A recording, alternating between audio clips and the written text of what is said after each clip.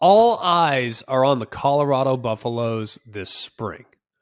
We all know, dating all the way back to the day when Deion Sanders was announced as the next head coach of the Buffs, everybody has wanted a piece of Colorado. That includes ESPN, I might add, who is putting one spring game on ESPN's linear program. That would be Colorado's. Yes, this is a one-win team a year ago. I think at the bare minimum, you can expect them to be in the mix as one of the most improved teams as far as win-loss record in the entire country. But what does that look like? Are we expecting Colorado to now immediately contend in the postseason? I think that's a long shot.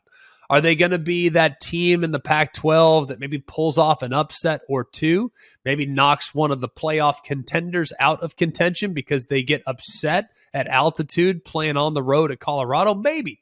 That's what I think would be a really fun thing for them this year. But here in the spring, what do we want to know? Couple things.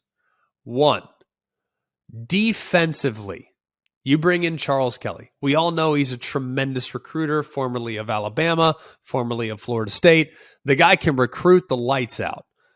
But what is he going to do, I think, as far as his defensive structure is concerned? Are they going to live playing a lot of man coverage? Are they going to do a lot of pattern matching like they've done in the past? And we all saw what Charles Kelly did at Florida State when he had a super elite defender. He moved them all over the place, and he created individual matchups for that player. Jalen Ramsey comes to mind. Other players come to mind. He did a really good job of moving pieces around and featuring defensive back personnel. Well, in comes Travis Hunter.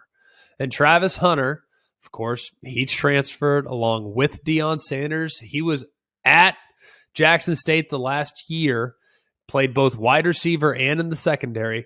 He's going to probably be that guy defensively. Yes, he's going to live in the perimeter. But will it be Travis Hunter Island? I don't know. Will they slide him inside? Will they move him around? Will they feature him within the defensive sets? That's what I'm really interested in seeing. Charles Kelly's a great coach. Phenomenally good coach. A guy that I've really enjoyed getting to know over the years.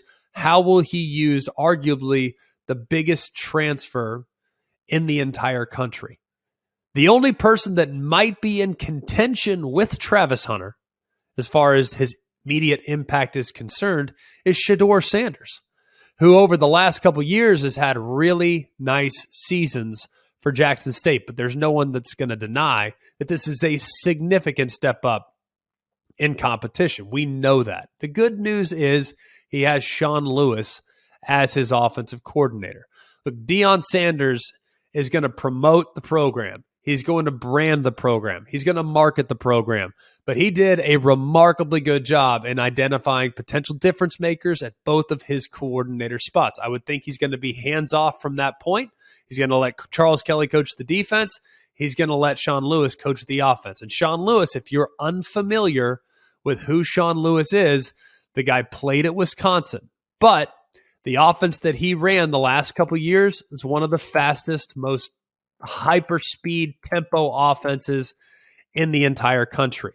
He was at Kent State, and they ran all sorts of stuff, which to me is mind-boggling to have played as a tight end at Wisconsin and then to morph into a new age hyper-speed tempo offense. Feels a little bit counterintuitive, but he's made the transition beautifully. Of course, at Kent State, the win-loss record isn't necessarily going to blow you away. He was the head coach there for 5 seasons. Went 2-10, 7-6, COVID-shortened year, went 3-1, went 7-7, got to a bowl game there in both 2019 and in 2021, and then this past year, he was 5-7.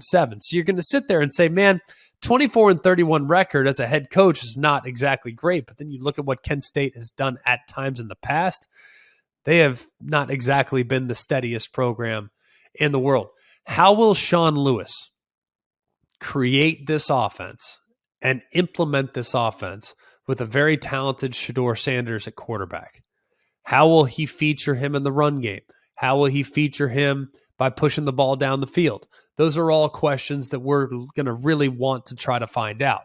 Now, will we find out everything in the spring? Probably not. No. It's the first year of a first-year head coach, the first time he's been a head coach at this level of football, the Power Five. So we're not going to find everything. I think there's going to be a lot of mystique surrounding the program throughout the course of the summer. We might not know exactly who Colorado is until week 1 or week 0 or whenever it is they tee it up for the very first time. We might not know a whole lot before then, but it sure is going to be fun to watch their spring game on ESPN because there are question marks abound with all the different pieces they added via the transfer portal, with all the guys that signed their letter of intent going to Colorado, one of the better recruiting classes they've had there in a very long time. How many of those guys will play early? We all remember the clip that went viral, said, hey, I'm bringing my luggage and it's Louis, right? Well, the luggage is there. How much of the luggage will we see in the spring? That's what we're anxious to find out as it relates to Deion Sanders' first spring season as the head coach of the Buffaloes.